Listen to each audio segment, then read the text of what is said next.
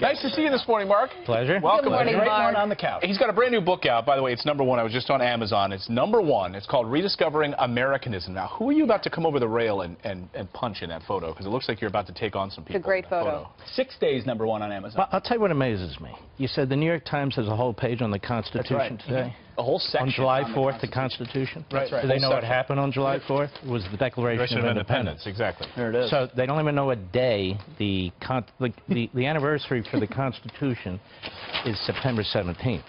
Today's July 4th. It's the Declaration of Independence. Wrong document. Wrong document.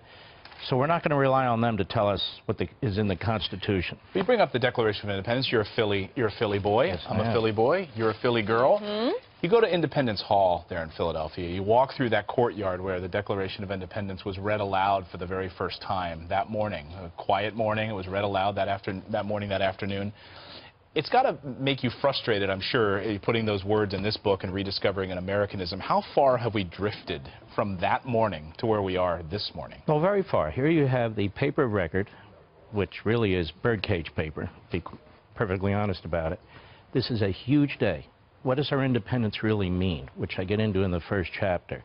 What are natural law, natural rights? What do they mean by unalienable rights and so forth? And there they are writing about the Constitution. Now, I love the Constitution. But the Constitution is the manifestation of the Declaration of Independence. It's the governing document. The principles of this country that we're celebrating today, the men who fought for this country, put their lives on the line, what were they all about? And the reason why you won't see that explained in the New York Times is because they don't agree with it. The entire progressive movement rejects the Declaration of Independence. How do we know? They told us this. Woodrow Wilson told us this. Others on the intellectual side of the progressive movement 100 years ago told us this. They don't believe in unalienable rights. They believe that your rights come from government, and they believe that liberty is something that also comes from government. They even say it. You cannot fulfill yourself. This is why Bernie Sanders talks about free education, free health care, because otherwise you're not free, according to them. Well, Mark, to your point, Bernie Sanders recently tweeted this. It's a great example of He should stop tweeting, by the way. He's the one that should stop tweeting. You're right. He tweeted this. Republicans talk a lot about freedom and choice, but you cannot truly be free if you can't afford health care or food or medicine. That's exactly the point, and that's why you'll never see a full page on the Declaration of Independence by the New York Times. Freedom is not about government redistribution of wealth. Do you think those men who fought the revolution and put their lives on the line wanted a big centralized government that redistributes wealth? They would be absolutely appalled. No, but that's the progressive mindset. You can't have health care unless the government controls it and redistributes it. You can't have education unless the government controls it and redistributes it. It's nonsense. This is Independence Day, July 4th. Well, we're living in different times, right, with Twitter. That is dominating the headlines. You have a lot of people, a lot of the critics to the president saying, you've got to get off social media, you've got to get off Twitter.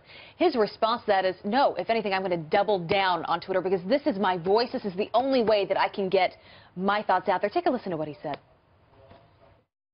The fake media is trying to silence us, but we will not let them, because the people know the truth. The fake media tried to stop us from going to the White House, but I'm president and they're not. Their agenda is not your agenda. You've been saying it. I will never stop fighting for you. I am delivering on trade, on the economy, on the Supreme Court, on the Second Amendment, on our military, for our veterans. He also admits that his use of social media, he says it's not presidential. He tweeted this yesterday. He said it's modern-day presidential. Make America great again. What are your thoughts? Well, what is he supposed to do? Allow CNN and NBC and all the rest of them interpret what he says? If anything's happened as a result of this, the media have completely disrespected themselves and the American people. They look absurd. Now, the president may have a bad tweet here and there, but 90% of them are quite good as far as I'm concerned. He needs to go over the head of the media. He needs to go around the media the way Reagan did. He's not Reagan, he's Trump. He has his own way of doing it.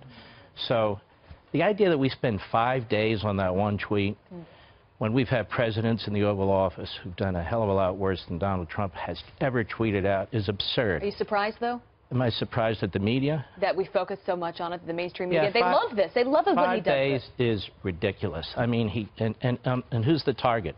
Joe Scarborough and Mika Brzezinski? They don't even have ratings. There are more ratings on Airport Radar and sonograms than they have on MSNBC.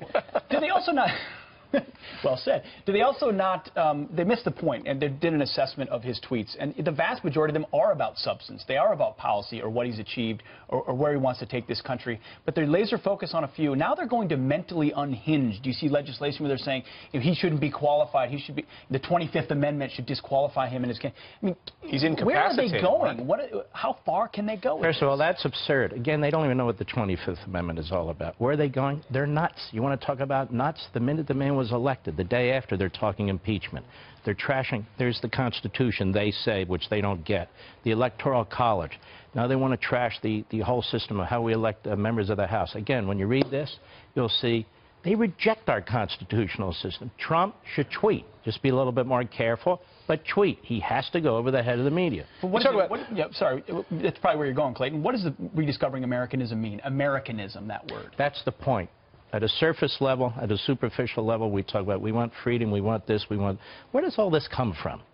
In other words, people really need to appreciate this. Now, a lot of us do, but a lot of Americans don't. And really, this comes down through the ages. And this country's so remarkable, not just because we say it, because it is.